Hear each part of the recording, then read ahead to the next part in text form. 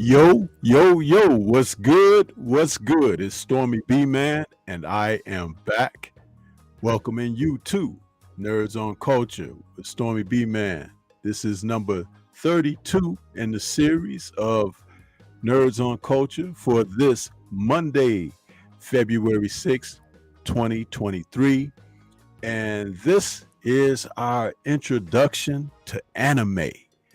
I want to welcome everybody that's out there catching us live, those that are come in late, those who will catch us on the replay as we venture into the mighty depths of anime. Anime has swept the world by storm as a form of entertainment and has been around for many generations. But tonight, we'll talk a little bit about that and present to you some of what our experiences have been with this mighty genre. And with no further ado, allow me to introduce my brother and partner in this show. We got Drew Titan in the house with us this evening. What's going on with you, man? What's good, Sensei?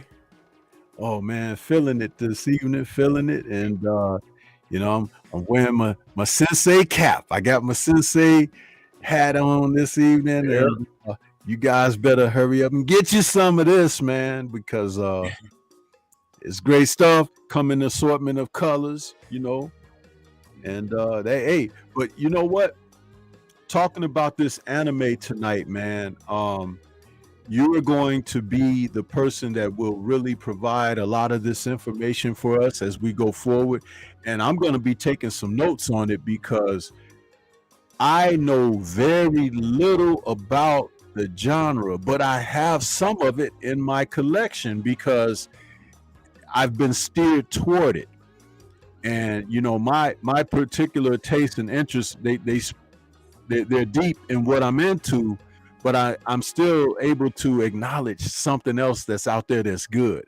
And anime is something that I wish I could even invest more time in it because there's some very good quality content out there with this. So, you know, be be well with what you have to share with us as we get into this evening. Oh, absolutely, man. First and foremost, I'm well rounded, but I'm sure there's people out there that know more than me, and that's fine. But we're here to have a good time, and I'm going to share my experience growing up with it, basically from the late '70s until currently, because I still watch it. I still watch it, Yeah. and thank goodness for YouTube because I can find things where I can go on here and say, man, I remember when I was a kid when I watched that, just like everything else that we talk about. Right. And it all stands for a good time. I'm not on here to say I know more than you, and this, it's not that kind of thing. No, it's I'm gonna about sharing, man. about Sharing. sharing, and if you're in the chat, and if I get something wrong, or I'm not even going to give you years, I'm gonna give you around rough estimates and timelines when I first seen it. And if you have anything to share, feel free to share it, man. I'm here to learn too. I'm here to share. I'm here to learn. So anime, right? I was born in 1975, right? In America, of course. Born in Harlem, raised in the Bronx. Um, what I was used to was you watch a program in America, like you're watching television, you get introduced to cartoons, all right? For example, Popeye and Olive Oyl and Bluto. Um, Show starts, the hero has some trouble, he gets beat up a little bit, and then, I'm strong to the finish when I eats me spinach. I'm Popeye the Sailor Man. So the good guy would always win. So you got accustomed to that. Same thing with movies. You get accustomed to the hero always winning. I was telling Stormy off air that I relate anime to when I first saw a kung fu film. And I don't recall the first kung fu film I can actually say that I've seen. But one thing I noticed is when I started watching, Golden Harvest films, Shaw Brothers, right? There was independent ninja films. One thing I did notice is that the hero wasn't making it at the end of all of the films. Often the hero would die at the end. And I would see that. I do remember the feeling I had when I first saw it. I was like, huh? I thought they win all the time. And that's just not reality. And one thing I noticed was that wasn't American films usually, right? And when you first see the kung fu flicks, that's the first thing you notice. It was like rare when the heroes win and they live at the end. It's like, whoo, they made it. But other than that, it was straight South Park. Oh my God, they killed Kenny. They were dying all over the place with their eyes open. That's another thing. In the kung fu movies, the hero would die with their eyes open, like in the old gangster films in black and white. The person will get shot. There's no blood, and their hat never fall off. It's the funniest thing. It's the funniest thing. But I remember one of the earliest animes that I ever saw. Well, first and foremost, I didn't know it was a genre. But I remember watching. Well, my brother, he's a little older than me. Gigantor. That was anime. It was in black and white when we saw it out here. And I said, wow.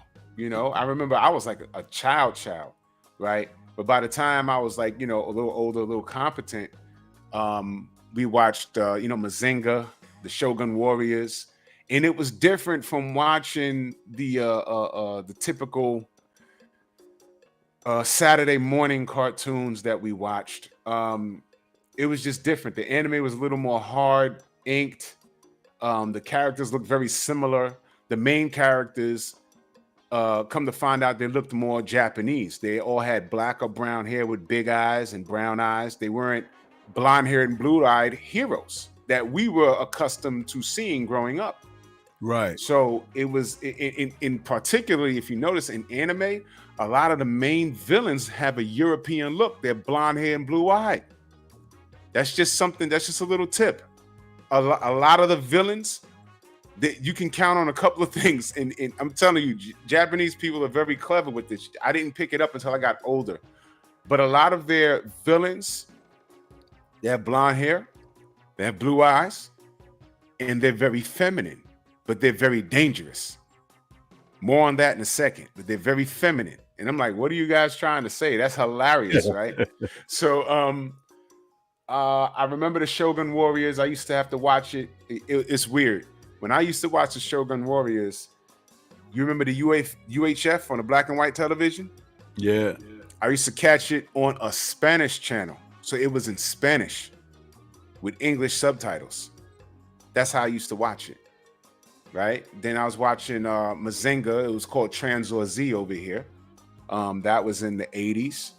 But before that, after Gigantor and a little bit after Shogun Warriors, there was something over here called G-Force, Battle of the Planets, aka Gaitcha Man.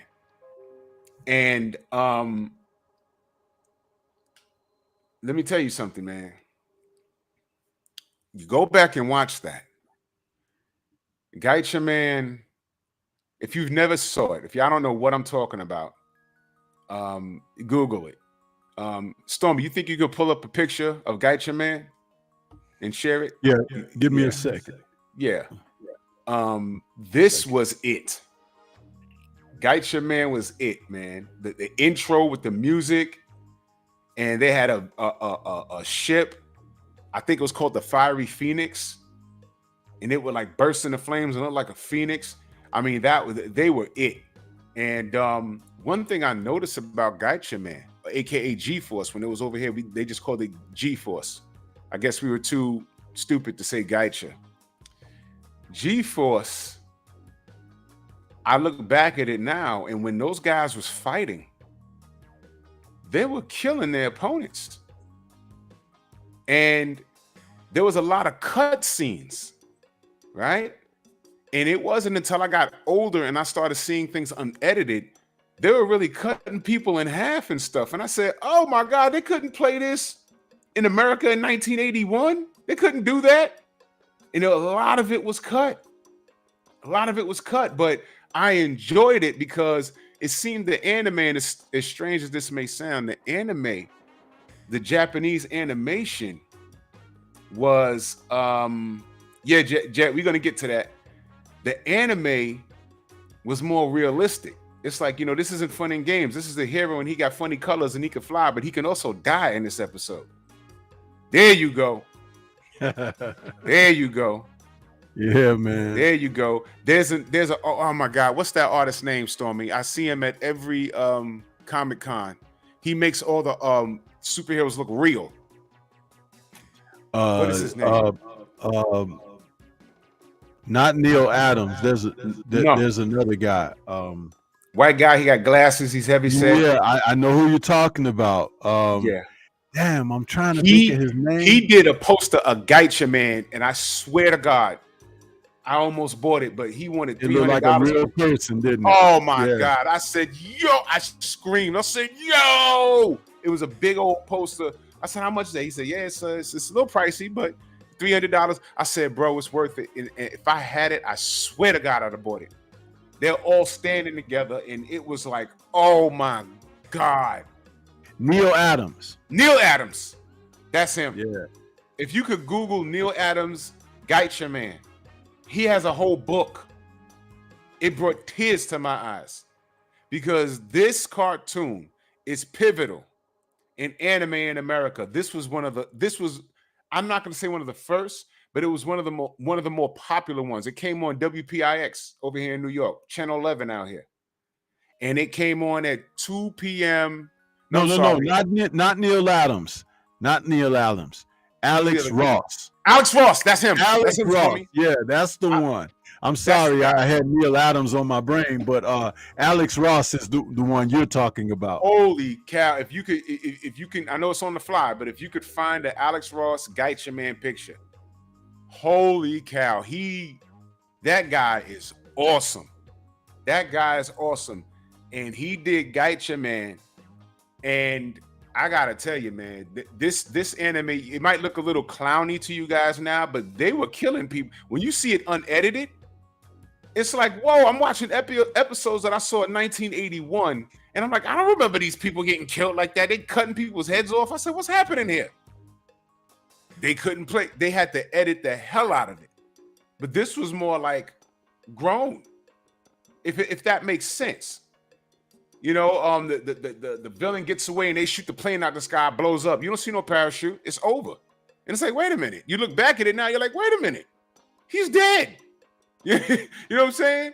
This was unlike anything that I've seen, but this was my introduction to anime. Because I say, what is, you know, I used to say to my brother, I said, the artwork is kind of like, because, you know, Storm, me and you, we're artists. And I'm like, Right. This is the same style of art that we saw with Shogun Warriors and what was it later on? There was I'm trying to think of the name of it. I'll think of it in a second. And don't worry, I'm actually getting these images together for you as you're talking. So I found them. So I'm getting them together. Yes, Transor Z, Gigantor. I said this is the same style of art, but we didn't have a name for it back then in the 80s. There was no name for it that we knew. But this was pivotal. Now, Ronin Warriors. There you go. Ronin Warriors. That's what it was. Ronin Warriors. And they all, if you notice, all the main characters look alike.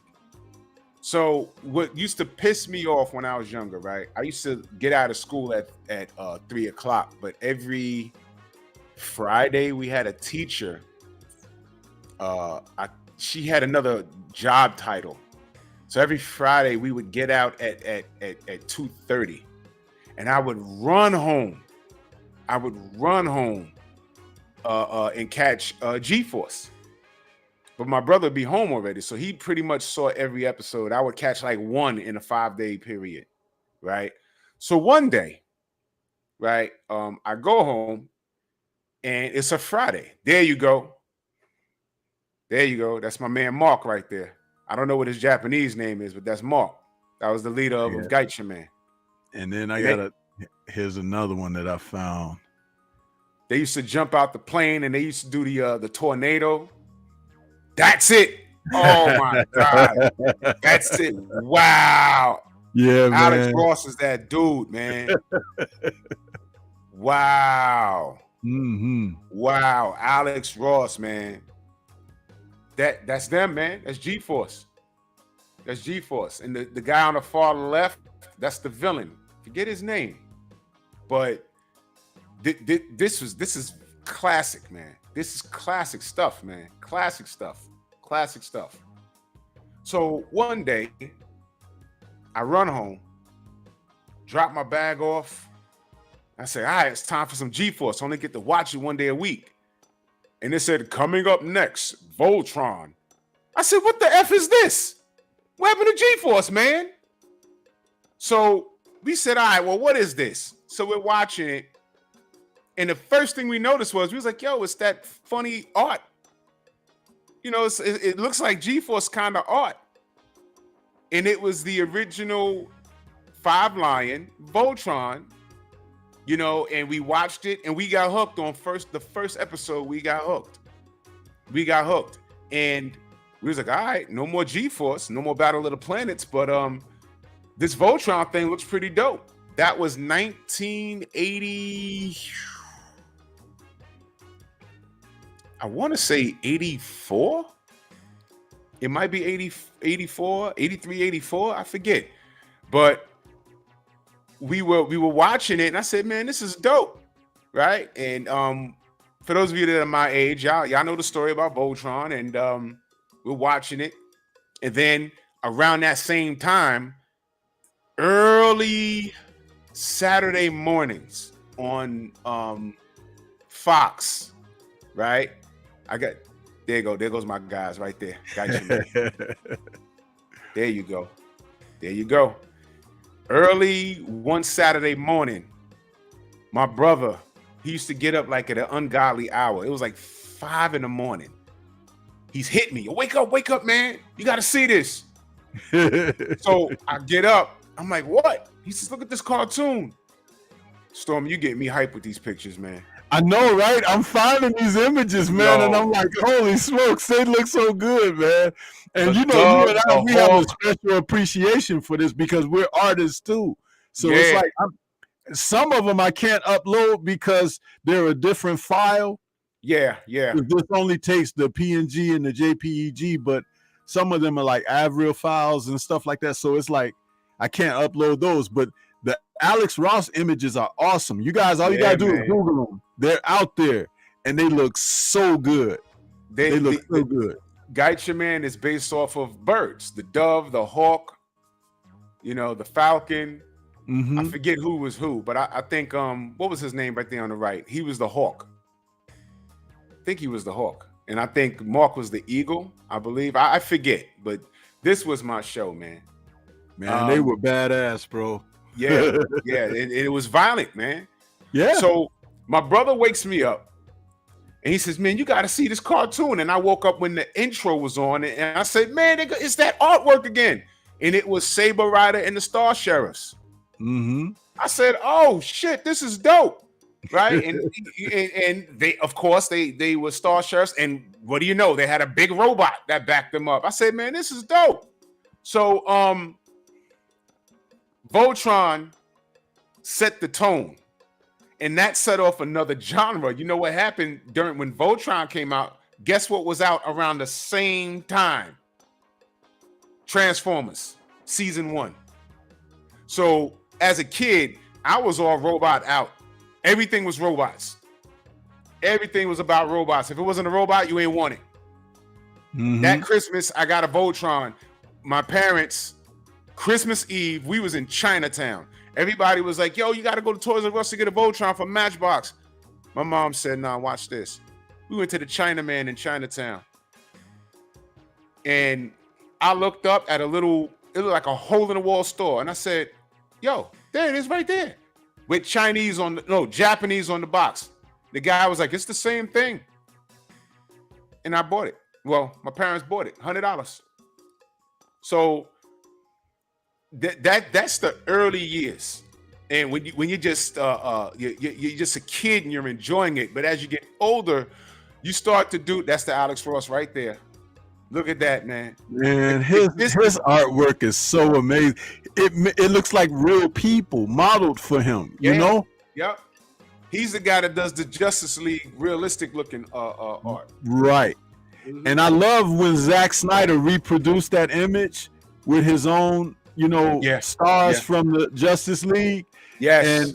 And it looked like the Alex Ross art. Yes. Some people don't, there's a lot of people that crap on the Zack Snyder stuff, man, but he knew exactly what he was doing and people just didn't want to embrace it. They're going to be very disappointed when this whole new thing comes around, because it's not going to be anything like what it should be. And I'm sorry not to take the show in a different direction, but I just wanted to make my little comment on that DC should not be Marvel. It should not be Marvel. And that's exactly what they're getting ready to do. They're going to turn it into Marvel, and they're going to lose more people than they think. Man. They keep starting over, and you can't do that. You got to stay the course. They're messing it up. And the Black Adam movie was a perfect carryover to what I feel the direction they should have went to. How do you kill that? I don't know, man. That's crazy. That's just pure ego. People in a way. It's ridiculous. Yep. But anyway, man, this man. Oh my God, Alex Ross he's that guy, man. Isn't he something, man? He is one of the most amazing artists ever to put down on canvas the realistic images of these characters, man. Yeah. And I respect it because I'm like, man, he grew up like us. He liked this stuff, man. And if you ever watch G-Force, this is right out of the cartoon, man. This is things that they were doing. And they will all get on top of each other and do this tornado, and it was dope, man. It was just so dope. It was so dope, man. Man, if this don't make you want to watch G-Force right now, it's crazy. So we watch it. So now we're hooked on Voltron, and we respect the Transformers. But here's why I brought up Transformers. At the end credits, very, very end, you always see Hanna-Barbera. But if you look at the credits, you see a lot of Japanese names in there, which means that they were working with people from the land of the rising sun. And they were getting pointers, because they respected their work over there. I could never get any names of standout artists, but you can tell that Japanese art started to influence a lot of things that we were seeing over here in America as far as art and as far as story-wise. Now, in between Transformers and Voltron, later in the afternoon, there was something that came out called Robotech. Mm-hmm. And I hear this theme music in my head. Dun, dun, dun, dun, dun, dun, dun, dun, and it was bugged out. Now, let me tell you what's funny. Robotech, all it was, there's so many different Robotech yeah, that's Kingdom Come right there. There's so many different. He was real slick when he did this too. This was dope. I know, right? Yep. There was so many similarities with Robotech, and Robotech, guys, is not Gundam. We didn't find out about Gundam until late, and that's another thing. We get anime over here. Back then, we always got it like 3 years later because they had to test the waters. Robotech came out, and not to be confused with Gundam. And Gundam got like several different Gundam this, Gundam that, Gundam Wing. And there's like Gundam. They got the main characters with the super duper big eyes, and it's a little clowny, that kind of animation. And then they got this serious Gundam where it's the writing is a little more in depth. You know what I'm saying? I've seen all of them. But Robotech came, and the thing with Robotech was it was guys that piloted a big old robot that turned into a plane. And I'm gonna give you a little gem that y'all, if y'all nerds like me, you know. Transformers, the Autobots had a character named, the toy was called Jetfire. When they brought him to the cartoon, they called him Skyfire. It was a damn Robotech. Yup, there you go. and you see the robot right there, the white and red one? Yep. That's Jetfire. It was bugged out when Jetfire came out, available for purchase as Transformers. I'm looking at it like, yo, this is Robotech, and then Robotech released the same thing with different stickers. I said, yo, who fumbled the ball in corporate? How did this happen? Man, it was crazy. It was crazy. Man, so this was our introduction, and we gravitated towards this because, characters, it's like you'll see a group of people running, and the airplane will come and drop a bomb where people were just running, and it's like, wait a minute, those people just died. I like how they and it was like a second, boom, and they go to the next scene. I'm like, yo, that robot just killed all those people, right? I was like, wow, and it was a little more realistic. Because it's like, man, there's no way if this really happens, people are surviving. Hell no. Hell no. And I'm going to give you another nugget. First season of Voltron. All right. It was Pidge, Keith, Hunk, Lance, and the fifth guy was called Sven. Y'all forget which Robotech, but that robot in the mirror in the middle, that was Jetfire. That was Jetfire when it was Transformers. They called him Skyfire when they brought him to the television series, but the toy was called Jetfire. So Sven piloted the Blue Lion. Now let me tell you how things have changed, because what I'm about to explain to you, if you know, you know. But today they would just let this go, because these kids today can handle this. But back then, they would consider it traumatic. I mean, hell, my heart was racing when I watched Optimus Prime die in Transformers the movie, the animated one. I said, oh my God, he's really dead. He turned gray and died. That was crazy. There was a kid. I remember there was a kid crying 2 rows behind me. His mother was out the damn theater. I said, whoa. No, I'm telling you, when the Autobots was dying in that was like groundbreaking. We was like, whoa, Braun is dead? Yo, they just killed. I was like, they just shot Ironhide? I just knew that the next scene, he's going to be all goofed up. There he is. I just said, yo, I know the next scene he's going to be goofed up and, they're going to repair him. No, he died. They killed Ironhide. He was in every season up into the movie, and he died. Braun, Prowl, Wheeljack, and Ironhide died on that damn plane on a spaceship. They killed their ass. It was crazy. And Starscream got killed. I was like, whoa, what's happening? It's a new day. But Voltron, right? Sven piloted the Blue Lion. So then the witch comes down to planet Eris, catches him out there, right? So he's going 1D with the witch, right? And she had this blue cat. That cat was a pain in the ass. So while he's fighting her, the cat jumps up and scratches him in the face. And she takes a stick and whacks him upside the head. Keith and his boys show up. The witch gets away, right? And it was creepy because they used to get in these flying coffins. They used to fly off. He starts crying. He says, get a doctor, right?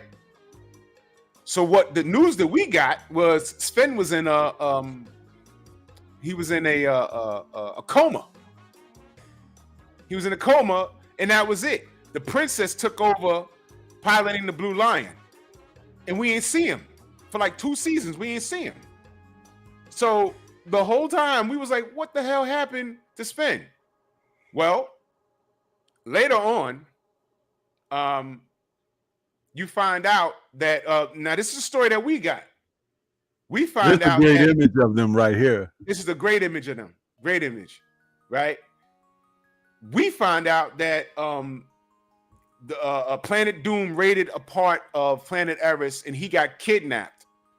And he was on Planet Doom, and he led a revolution and freed the people that was on Planet Doom. And when they asked him to come back to pilot the Blue Line, he says, no, the princess got it. I'm going to start this thing over here on the planet Eris, and I'm good here. I was like, oh, okay. So here's what happened, Stormy. Years later, I'm talking to somebody, and this fella spent a lot of extensive time in Japan. And he told me, he says, nah, that character died, man. I said, nah, he came back, and he says, nope.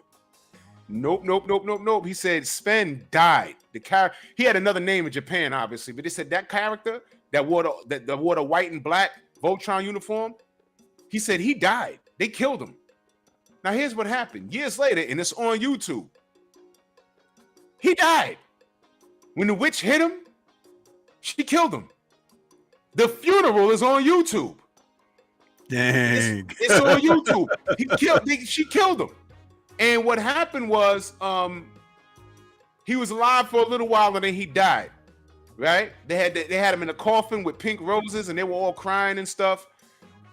That episode that I saw 2 seasons later or so with him leading a revolution, it happened. It so happened that was, I think he had a twin brother or a cousin that looked like him who got kidnapped from another planet, and he led a revolution. And when the Voltron Force got there, it was like seeing a ghost. It was like, Sven, that's my cousin or something. What happened to Sven? Where is he? I heard he pilots the Blue Lion. And they looked at each other and said, yo, your brother, your relative died. And he was like, oh no, and Sven died. But they couldn't do that to us here. And I said, you know, now that I think about it, when the fuck would they kidnap their boy? And for 2 seasons, they don't say a thing. I mean, your man's in a coma and they kidnap him? No. We stopping everything. We going to get him back. This right here is the this is the updated version of Voltron. I didn't watch this one. I was out of it back then. This is the when they re-released it. This, I believe this was either the early 2000s or possibly 90s. But what this was a reboot of Voltron. And by then I was an adult when this came out.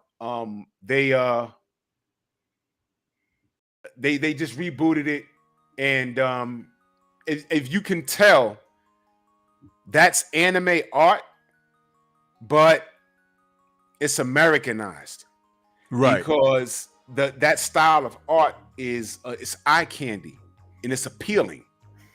You understand? And yeah, they, you know, I guess I don't know how well it did. I sat through an episode. You know, I don't know. I was probably home one day, and you know, at this point, I couldn't take it. You know what I'm saying? But the original Voltron, that's what did it for me. And then around that time, you know, they did Robotech, and then I discovered Gundam. The first Gundam I saw was Gundam Wing, I believe. And Gundam and Robotech is very very similar, but that's my Voltron right there. That's the Voltron I came up, and the princess is in the pink and white. Sven wore a black and white costume like that. And this was my introduction to anime. It's like whenever I saw artwork that looked like that, I always gave it a chance because I wanted to see how far they would push the envelope, because they would do things that you wouldn't see in American animation. And it was good to see, man. Like, you know, I appreciated G.I. Joe, but I'm like, man, how the hell the heroes are running through all of these lasers ain't getting hit? Why every Cobra officer is a scrub? Duke will go into a room and beat up like 10 of those guys with his bare hands. It's like nobody's nice with it. You know what I'm saying? Come on now. You know, so, you know, anime was always different. So by the time, I believe, I want to say 88, 87, 88, I was introduced to, they started doing movies, right? There you go. That's Gundam. I think that's Gundam Wing. That is Gundam Wing. That's Gundam Wing, yeah. Yeah, that's Gundam Wing. Oh, Stormy. This was so popular. That Gundam in the middle, they have a life-size Gundam in Japan in a park somewhere. A life-size. You can pull it up on YouTube. They built it a few years ago, and it's sitting up there. I saw that when they first built it, and the video was on YouTube. Yes, somebody had filmed it. I saw that. It's real big too. Did you see the Gigantor they have? Yep, it's in Okinawa. Yeah, they have a life-size Gigantor. Yep. I was like, damn, that was so cool. And it's animated too. It can move and stuff. It lights up, and I think the arms move. Woo. Yeah. So I think like in 87, 88, I believe, you know what? Don't quote me on the year. But I got a hold of this movie because we always used to go to Chinatown, and they had everything over there. And we would go over there to those guys in the booths, and they would have things playing on their combination VHS TV, and we'd go up there and we'll watch it. And we asked every Chinaman over there is Mr. Lee, Lee. You know, like, Mr. Lee, what's good? What's everyone watching across the pond? He said, hey, you know, this is it right here. And I'm watching this Japanese guy that looks like an animated Sonny Chiba, and he's punching mofos, and they're blowing up. I said, yo, give me this. It's a movie. It was called Fist of the North Star.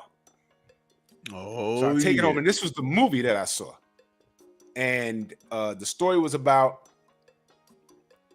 I'll give you the accelerated version. It was about two different styles: Southern Cross and Fist of the North Star. And those are inherited. Fist of the North Star was an inherited position, right? Yeah, I remember this.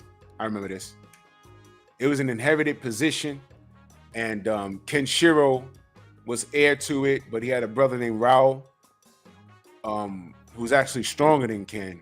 And he was pissed off that their stepfather didn't give him heir to the throne. And it's an in-depth story. You can look it up. It's all over YouTube and everything else. And that's what's cool about YouTube, because everything is there. And Kenshiro was betrayed. Now, fellas, listen to this, okay? Because there's a lesson in all of these damn in all of these animations, man. Kenshiro and his best friend Shin. That's it. That's Speed Gundam. That's right, Village Brother.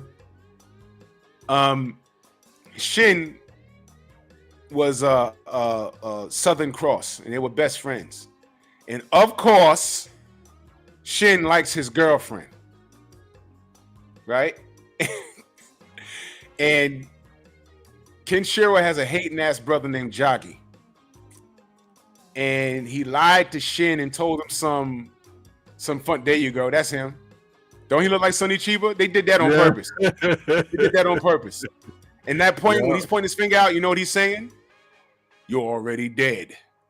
And then your head starts exploding. And his martial art is like Batman's utility belt from the 60s. You remember how the 60s Batman? He had something in that damn belt for everything. You remember the movie Stormy when he went to the ocean and he came out and that shark was on his leg? And he had bat shark repellent? I said, what? Wait. I said, how do you have, why do you have that? Man. So we gotta do a whole live stream on that, man. The Batman in 1960s series, man. That was great. Exactly, because that one there, man. And I remember that scene because that was early in the movie too. Man! Oh my God, he came out with a shark. I said, where did shark come from? Oh, Stormy, let me tell you what this shot is from. You know where this is from?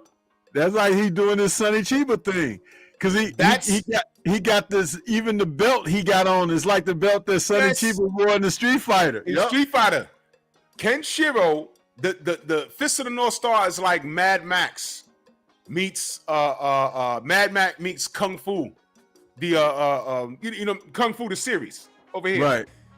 And he meets Shin is his boy. Jagi told Shin something, and him and Kenshiro fought.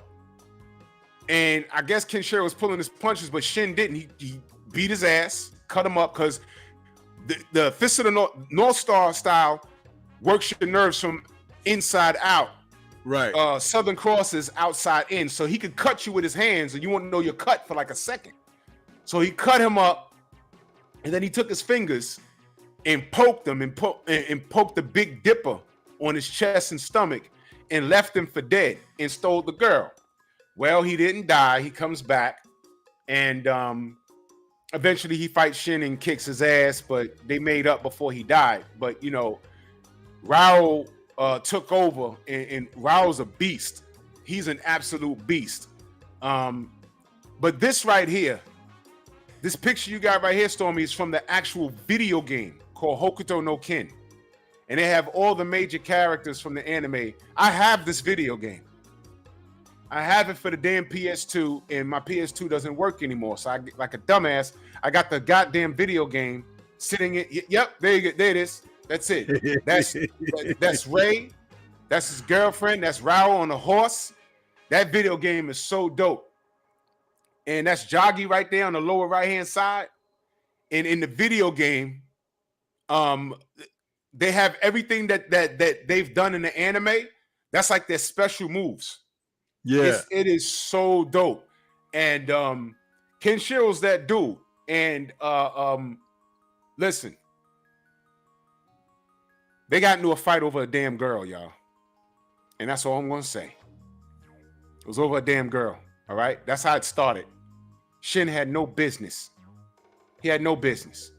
But this is a great anime, and I saw the movie first. And the movie was super violent. You know, he'll pop you upside your head, and your head will slowly start to blow up. And all of them know North Star style. Kenshiro, his brother Rao, and the dude down there on the lower right-hand side, that's Jagi. And what happened was Jagi tried to snuff Ken because Jagi was a cheater. He used to fight dirty. And Ken beat him up. And his head almost blew up, but he knew how to stop it. But it left his face disfigured. It was crazy. And for a long time, he was parading around the wastelands as Kenshiro with a mask on because he has the Big Dipper on it, scars on his chest too. And people thought it was him. This was the fight at the end of the movie. There was so much blood in this. They were stabbing each other with their hands. It was crazy. It was crazy.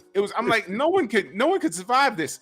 So what happened was in the Japanese version, Ken lost.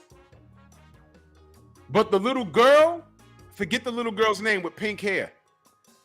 She got Raul to stop and he walked off. Right? But the one that I had, and salute to Joseph Wiggins, he's a member, no doubt. The one that I have, they fought to a draw and Raul walked off. It's like two different endings. It's similar to Godzilla vs. King Kong. When we saw it in America, King Kong won. The one in Japan, I think Godzilla won. You know what I'm saying? So it's one of those things. Right. And I'm talking about the original one, y'all. Not the new one. The original one. Puppets. So what I found later was this was from the movie, but the movie was a condensed version of the TV series that had more characters, more seasons. I mean, the TV series was epic. It was great. It was great. Big fan of Fist of the North Star. Big fan of Gundam. Big fan of Robotech. I think Gundam in Japan was called Macross. It was called Macross.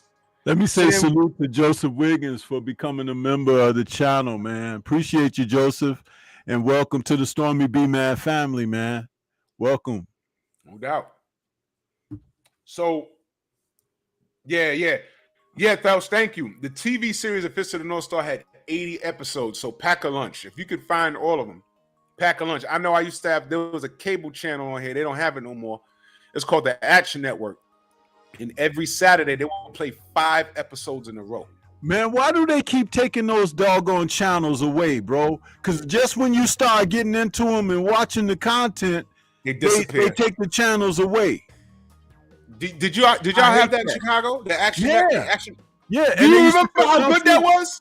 They used to show Kung Fu movies on there, too. Mm-hmm. They sure did. They sure did. And they were playing Fist of the North Star, the episodes. Yeah.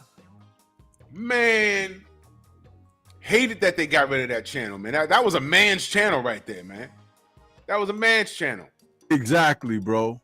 So in between this, I started, there go Kenshiro right there. This is I think this is off Netflix. They redid it. They using this new animation. I think it's called cell shading, I think. And this is also what they use in video games now.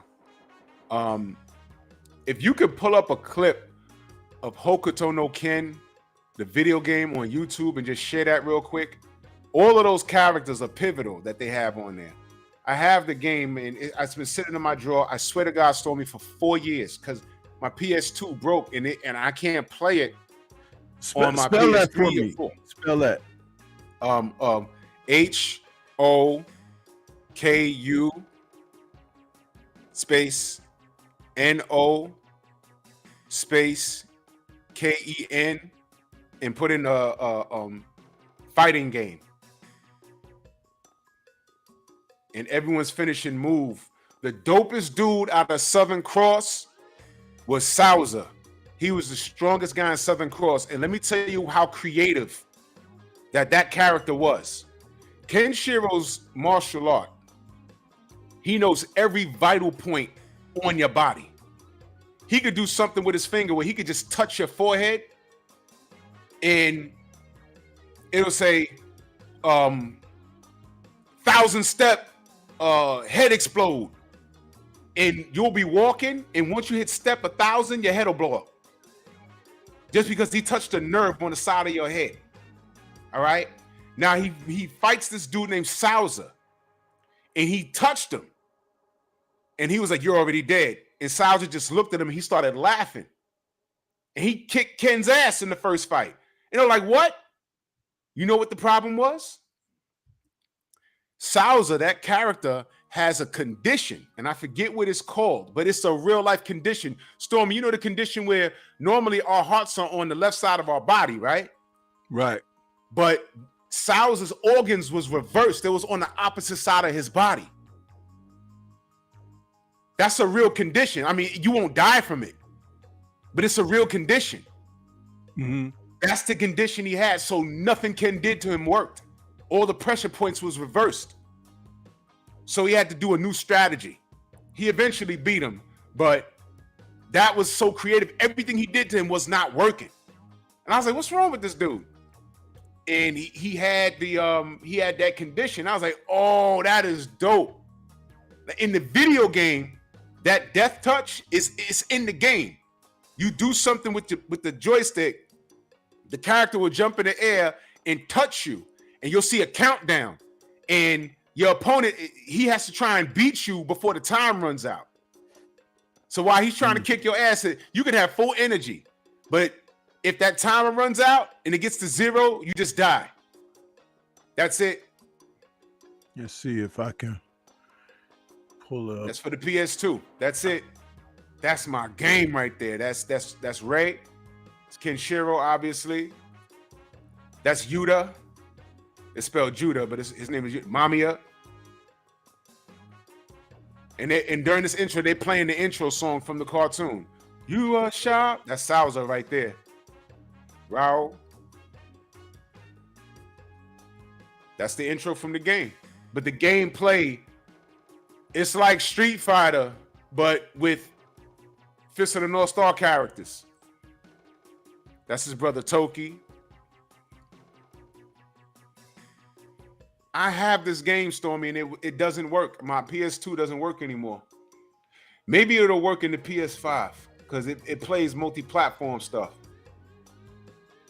Yeah, this is the fight right here. Yeah, man, that Raul, he's on some Thanos stuff. If you fast forward a little bit so they can see some gameplay, this is it right here. That's him versus Sousa, and that's the actual board. That's Mr. Hart. That's the touch right there. Hokuto. Ishum-kum-kan. You see the time down right there? 1. Watch, he's just gonna die. That's Mr. Hart.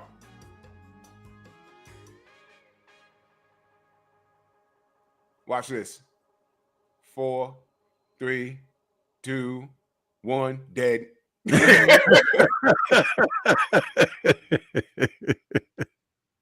Yeah. Yeah, that's the 100 fist punch right there. Yeah, watch out! Yeah. And then the little girl and the boy, when I forget their name. This is all their finishing moves. Yeah, this. I'm a big kid when it comes to. But you see the graphics on this. This is how the cartoon looks. Right, exactly how the animation looks, the backdrops, everything. Wow, that character, he just did that before. He killed Ray in the animated series. That's how he killed him. He threw the carpet and the cape in his face and stabbed him with his finger. Man, that is this game. I like is how amazing. he got on the horse and threw his cape back. You know? The horse was the horse ate meat. That's crazy.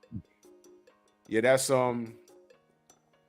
Toki. That's the third brother. It's Toki, Rao, Kenshiro, and Jagi. and that character died from cancer. You know, that right there, he splits you in half. In a cartoon, he splits you in half. I mean, this game is amazing. But this is that was my introduction to anime. Like when I got older, I was like, wow, man. Oh, he said PS5 doesn't play PS2 games. Oh no, man! I have a coaster. I paid $100 for that game. Damn it! I'm gonna find a way to play it, man. You're gonna have to get your game fixed. Yeah, I have to. So, Fist of the North Star, and of course the Ghost in the Shells was out. Akira was out in the 80s. Came out in the 80s. That won awards over there in Japan. But there was an anime, and y'all in the chat, let me know if y'all ever seen. There was an anime, and it was a series of movies, and this was the most vile thing that I've ever seen. It was called Legend of the Overfiend. Press 1 if you've seen that. Oh my gosh. This is not an anime you watch with this is not a family anime. You can't watch this. This is rough. There's demons involved. There's grape involved. Like when I watched it, I said, yo, like my boy, bro, he had it on, like, this was before DVDs, yo. He had like a stack of tapes. He said, yo, we watching all of this. So one day we all worked at the same, I think we had just started working at I think we were working at Kmart. They'll saw it, bro. I think we were working at Kmart, and there was so much snow out here, we didn't even bother to come to work. So we went and bought a bunch of oven pizzas and all kinds of stuff that I'll never eat now.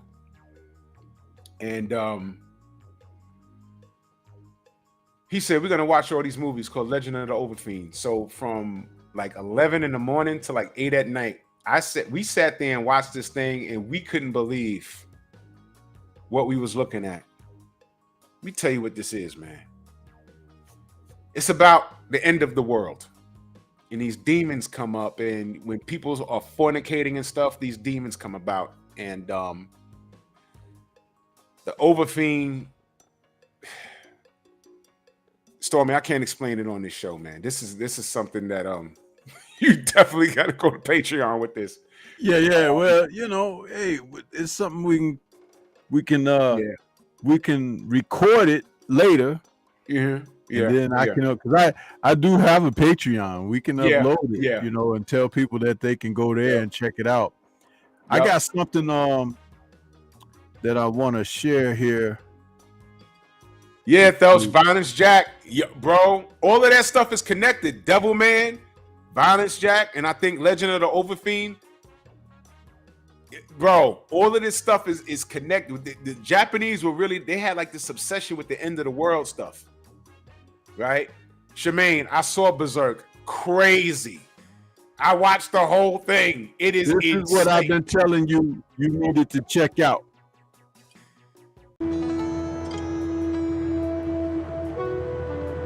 Based on the anime. You talk about Fist of the North Star. They made a live action Fist of the North Star, but check this out.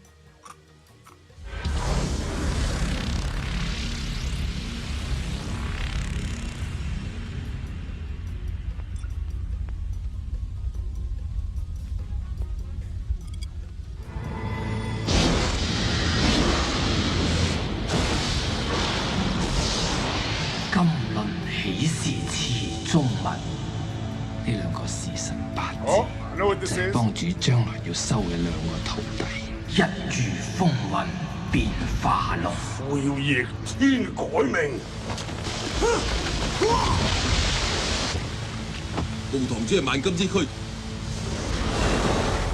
在下烈風，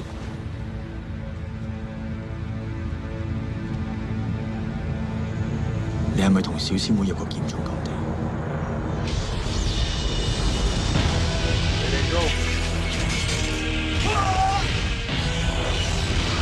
看主嘅上半生，將所向無敵。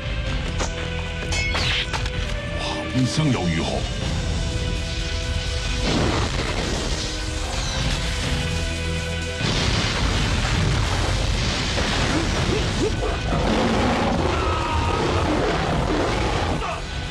勝也風雲，敗也風雲。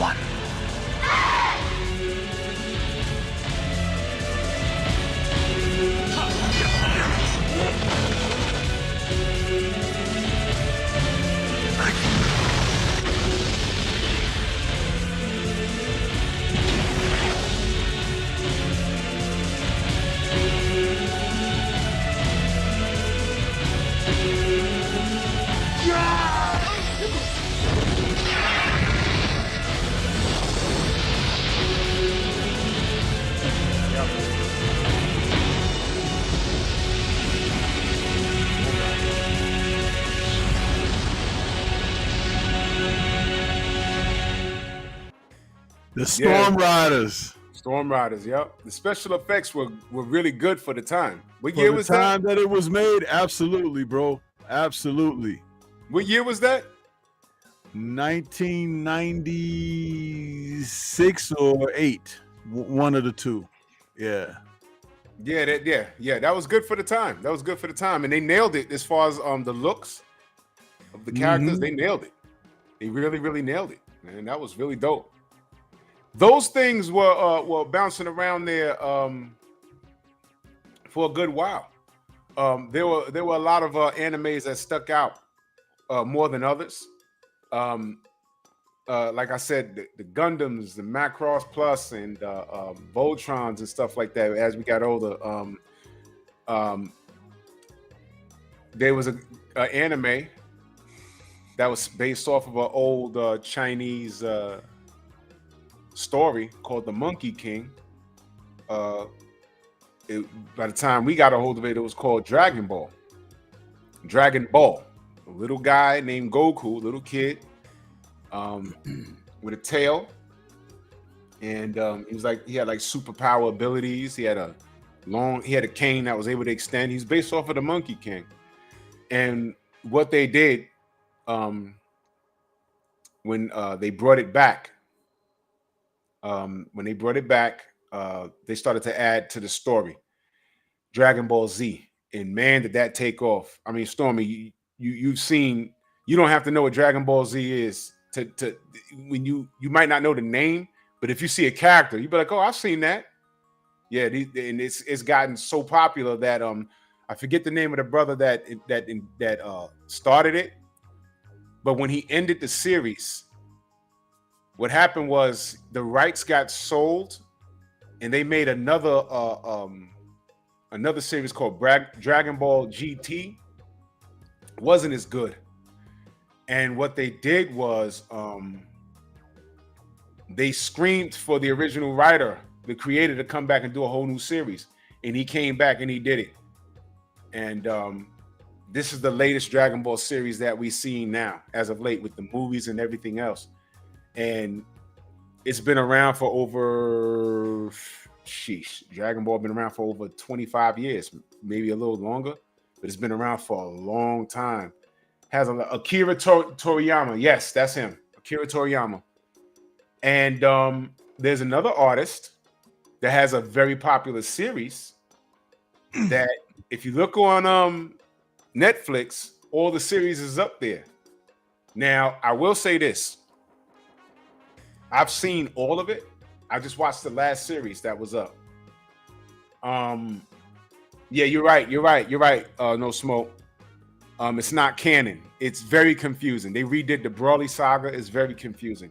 But that we can do a whole story. We can do a whole show on Dragon Ball.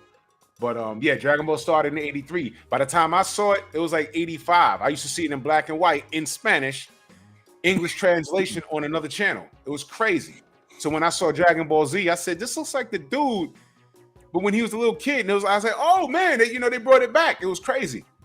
So now, I forget the name of the artist, but this guy has a series called JoJo's Bizarre Adventure. And if you know, you know. This is some of the most creative storytelling that I've seen and creative powers that these guys have. JoJo's Bizarre Adventures, a story about a family line called the Joestars. They're actually European. And one day the Joestars had an accident. This is back in I believe the early 1900s. And yeah, Shemaine, real quick. Yeah, that's the joke about Goku. He's a moron, but he's a savant when it comes to fighting. He can figure you out and eventually beat you. And the thing about the Saiyan race is that you can almost kill them, and the more that they almost die, they come back stronger. They're like, Stormy, when I play that Hello Monkeys, Yeah. that's Dragon Ball. Yeah. That's Dragon Ball. The Saiyans are, in essence, they're black people. If you know, you know. They're black people. Because they could be the most powerful people in the universe, but they were suppressed by one insecure midget that had a homosexual undertone named Frieza. I'll tell you all about it. And you know what he represents. Oh yeah, and he was white. He was white. There you go. White and had lipstick on. He was white and had lipstick on. I said, "Come on, what are they trying to say here? Come on now." Yeah. So let me say this, man, and not to take the show in a different direction, but why everybody else know but our own, man? Why everybody else know but our own? Come on, man. Come on now. So yeah, man, the Saiyans were enslaved, man. I said, man, this is black people right here. So the Joestars, they invited but they had an accident, and I think the mother died, but there was a guy that had saved the father or something, and the father was rich, and he said, I'm in debt to you. So he had the guy that saved him. This guy was he was a scam artist, and he was a piece of trash. He had a son named Dio, right? And Dio, he says, listen, you take this note and you go to the Joestars. He owes me a favor. He's going to raise you. And he died. And Dio is a blonde-haired, blue-eyed European. And he's a mother effer. He's a mother effer, right? And he lived to make Joseph Joestar's life a living hell, right? Was it Joseph? No, it wasn't Joseph. No, it wasn't. I'm trying to remember. The first, I don't think it was Joseph. It wasn't Joseph. Yeah, Dio was a hater, man. Killed the dog, burnt the dog in the furnace. It was crazy. So what happens is they come across this mask that in essence turns you into a vampire. So Jonathan Joestar, thank you. It was Jonathan Joestar. So the mask grips onto his face and turns him into a vampire. So now he can't go out into the damn sun, right? And now they're all grown up, right? And I'm jumping around, y'all. But Jonathan learns this special martial art, right? And I could do a whole show on this, but long story short, Dio at the end of the first series, remember what I said about these Japanese Japanimation? That's what we called it. By the way, I forget which year it was, but in the 80s, they started calling it Japanimation. So that's what we called it. Right? Jonathan fights Dio on a boat. Right? He beats him. He decapitates Dio. He cuts his head off, but he's a vampire, so he's still talking to him. He's like, yo, the boat is sinking. What are you doing? He says, no, we're gonna die together. So Jonathan dies. He dies while holding Dio's head, and he just dies. And the boat sinks, right? The second season, it takes place like 30 years later, right? Do you know what Dio did? Stormy.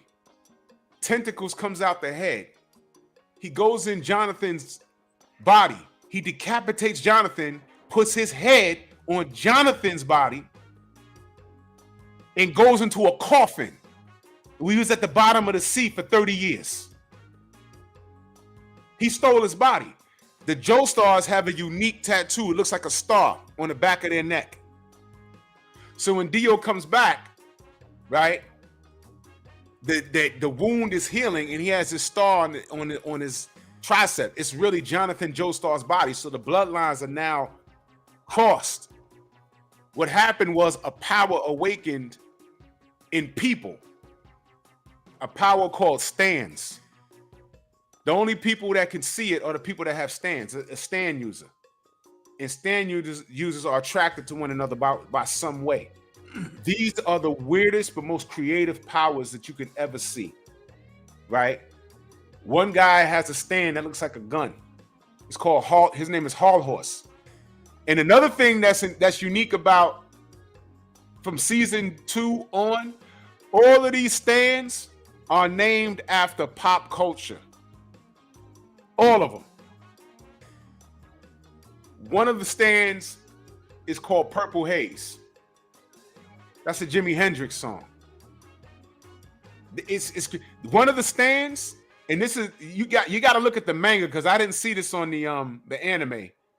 The stand is called Notorious B.I.G. That's the name of his stand, and guess what? The user does.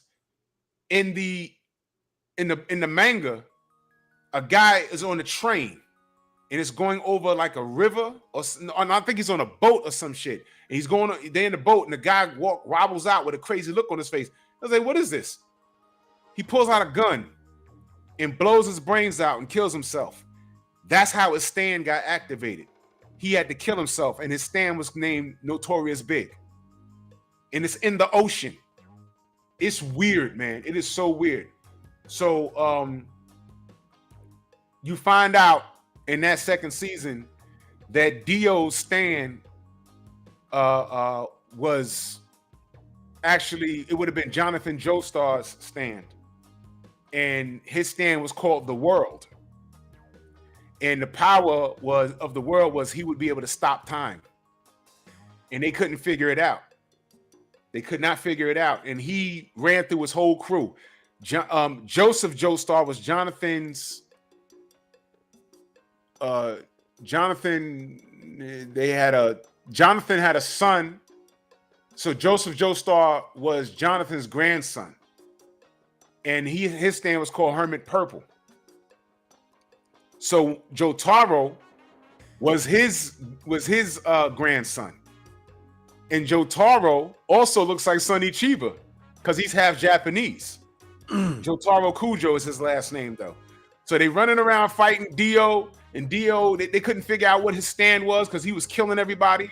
He had a henchman called Vanilla Ice, which, man, that made me laugh so bad, man. Oh my God. His henchman was called Vanilla Ice. And he was dangerous as hell, though.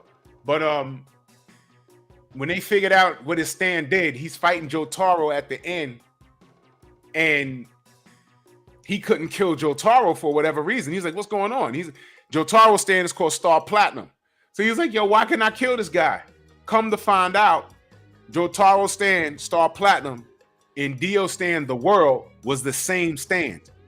So at the end, Dio goes to give a killing blow, and he just slows down and stops. He's like, what's going on?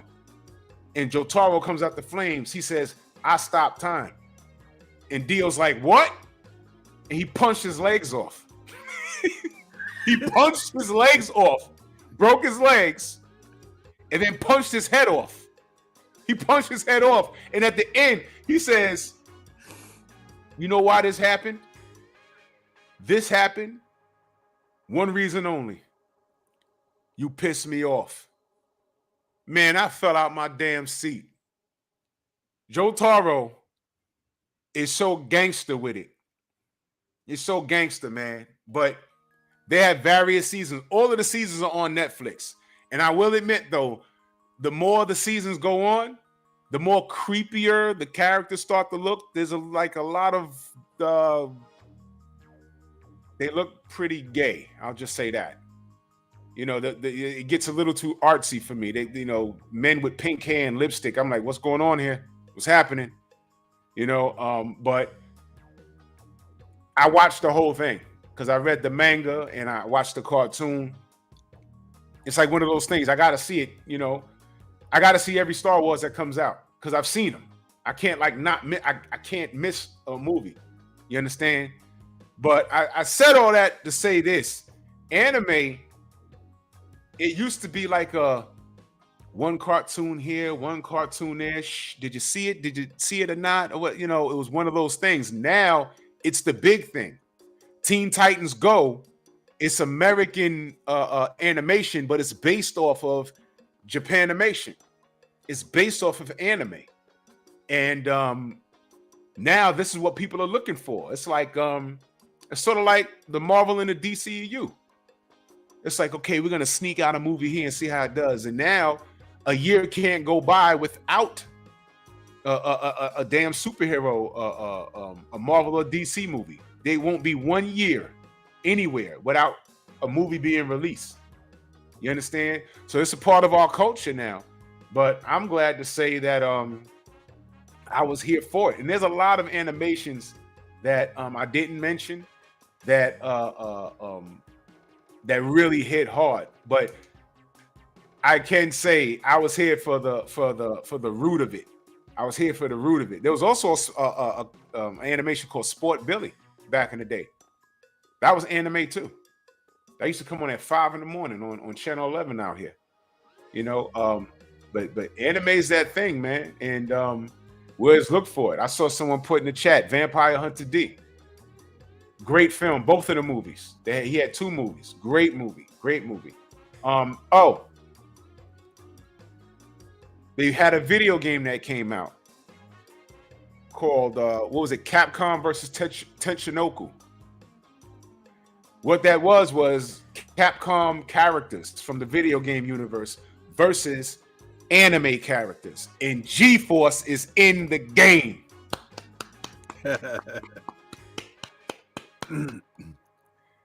Marvel, no, it's not Marvel. It's Capcom versus Tetsunoku.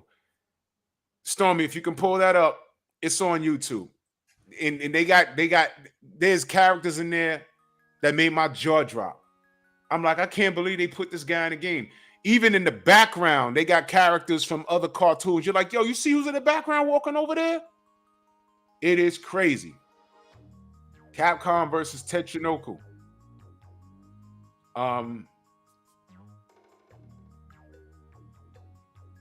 Yeah, I see. Yeah, Inuyasha. Yeah. Inuyasha was way later, but I appreciated that. Inuyasha was real dope. He had family problems. Saint Seiya.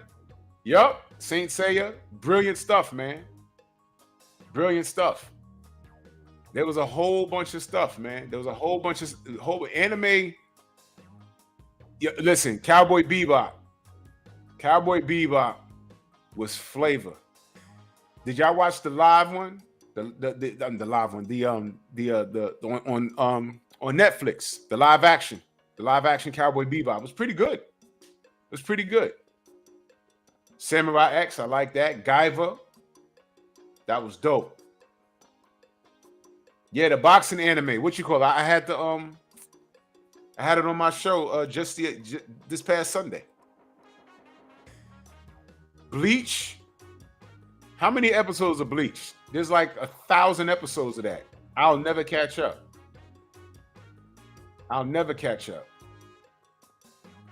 But when you see things like that video game, that means they paid homage to a lot of the characters from the anime. I mean, characters going back to the 70s, man.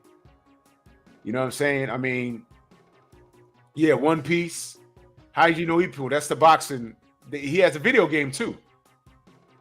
Hajiami no Ippo. Yeah. Yeah, man. Bleach got 300 plus episodes. It's a lot, man. My goodness. My goodness, man. But man, trying to think of a. There it is. Look at this, y'all. Look at this. Look at this.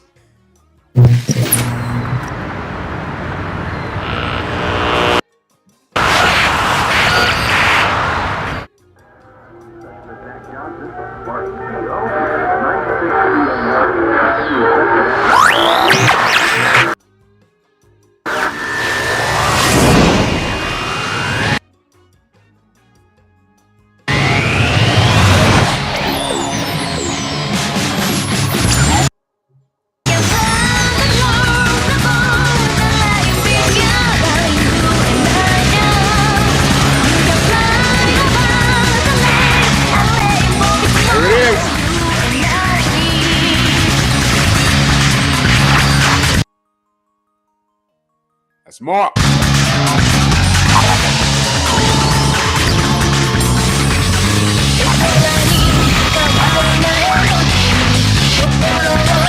Batsu.